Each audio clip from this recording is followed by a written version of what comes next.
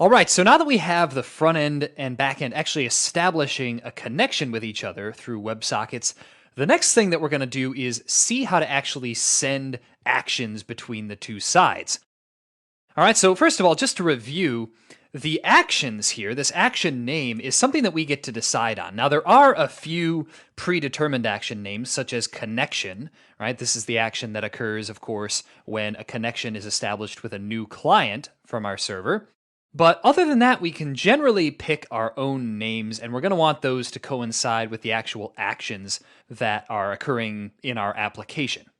All right, now the main action that we're going to be concerned with on our note detail page, right, this connection we're establishing here, is going to be the action that occurs when a note is updated, right, when the user actually edits either the title or the content of a note. Now, in both of those cases, what we're going to want to do is have our front end trigger an action and have our server listen for that action. This will basically eliminate the need for our note detail page to make requests like it's doing here when we say save changes. And by the way, instead of having a button that will save the changes, we're just going to automatically update that whenever the user edits that note. Okay, but anyway, that will eliminate the need for us to make network requests from our front end.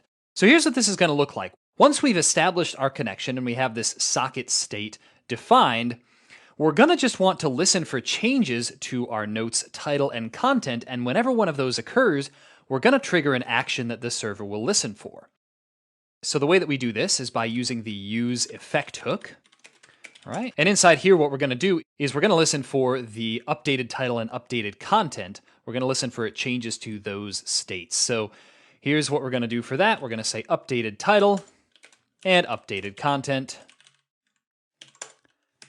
And whenever either of those changes, we're going to emit an event, right? We're going to trigger a new event on this connection. And the way that we do that with socket.io is by saying socket.emit. Okay, that's how we emit an action. And the first argument to this is going to be the type of action we want to emit, right? This is where we get to kind of choose whatever name we want to give this action. We're going to call it update note. And the way that we can include extra information along with this action is by passing a second argument, which is going to be an object here. And we can really specify whatever we want as properties on this object. What we're going to do is just say title, updated title, and content, updated content.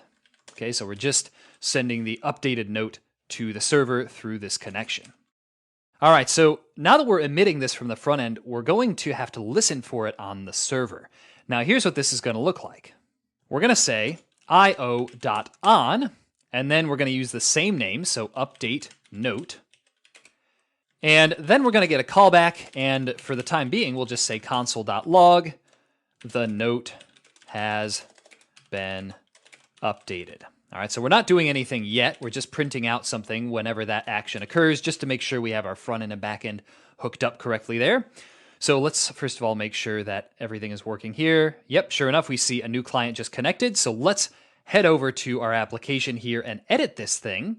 And ideally, what'll happen is whenever we change one of these things, right, whenever we edit one of these values, we're going to see the event show up in the server here, right? Because this thing should be getting triggered, the update note thing that we're listening to here anyway.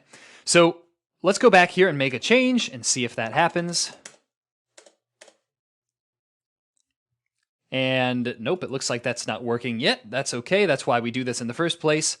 You know why that's not working? Is because this is actually not the right way to subscribe to other events besides connection. So what we want to do instead of this, I'm going to just copy and paste this, is inside the callback for IO on connection, we're going to add an argument. Now, the callback for io.on takes the socket that just connected when this connection event occurs as an argument. Now, what this allows us to do is refer to a specific socket at any given point in time. So you'll see what I mean in just a minute. Basically, what we're going to do is paste what we had inside of here, and instead of saying io.on, we're going to say socket.on. So what this will do is it'll listen for this update note event coming from the socket that just connected via this connection thing. And whenever that event occurs, it's going to call this logic here. So that should work now. Let's go back and try this again. We're going to try editing one of these things here. And if we open this up now, sure enough, we'll see logged out to the console. The note has been updated. The note has been updated, blah, blah, blah, blah, blah. Basically as many times as we typed this. So the next question then is, how do we get the value that we passed along with this event when we called socket.emit? So the way that we access the information that was included on the client side, right, we sent along the title and content here, is we get it automatically passed to this callback as arguments, right? So essentially this thing here is going to be the updated note with title and content properties. So what we can do if we want to is just destructure that by saying title and content. And then we can change this message here to say this note has been updated to, and we're going to insert the title and content by swapping out these with backticks. There we go. And we'll put the title and we'll put the content there as well. And there we go. So what should happen now is when we refresh our application, oops, so it looks like an error happened. And the reason that this happened is we need to make sure that the socket is actually connected before we say socket.emit so that it doesn't happen before the socket gets connected. And the way that we're going to do that is we're going to say if socket, then we'll say socket.emit. All right, so let's try that again. We're going to refresh our page and let's go to edit and let's make some changes to this. We're just going to change this to code is awesome. Just like that. Oops, there we go. And what we should see if we go back to here is basically all of the other changes that occurred as we were typing, right? So in other words, every time we typed a key, an event was triggered, which caused this listener in the server to be called. All right, so our front end is successfully sending data to our back end through a WebSocket. So I hope this has been informative for you, and I'd like to thank you for viewing.